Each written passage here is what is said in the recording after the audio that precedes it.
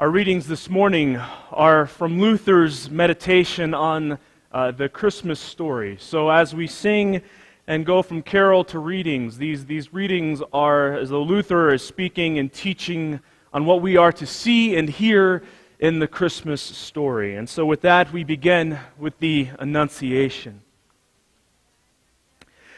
Our Lord Jesus Christ was born of a line of ancestors whom the evangelist Matthew arranges with artistry into three groups of 14 patriarchs, 14 kings, and 14 princes. Among the latter were a number of disreputable characters, as we learn from the book of Kings. And there were no savory women.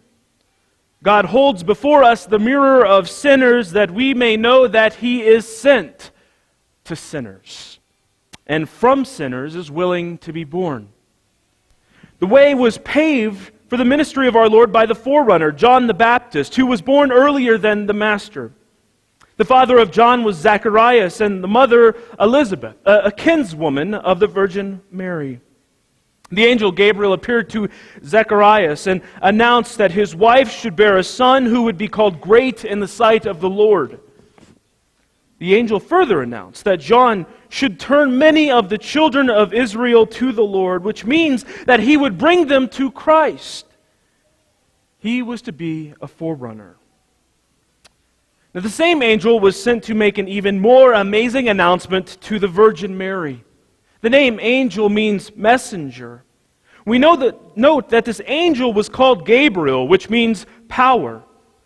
The name of the maiden was Mary, and the Hebrew form of that name is Miriam, which means bitter myrrh.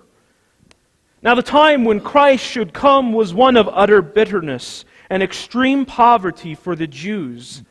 They were a downtrodden people, and their lot was pitiable, like ours today, that all might weep bitterly. Among the downtrodden, she was one of the lowliest. She may have been an orphan. Who knows whether her parents, Joachim and Anna, were alive at the time?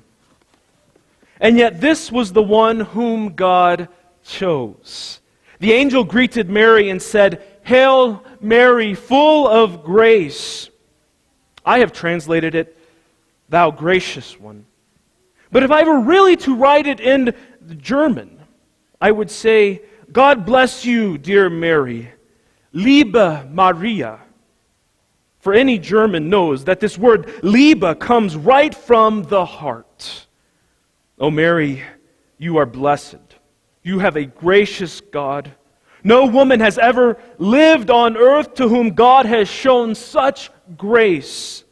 You are the crown among them all. And this child belongs to all mankind.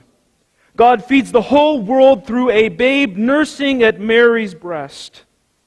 This must be our daily exercise, to be transformed into Christ, being nourished by this food.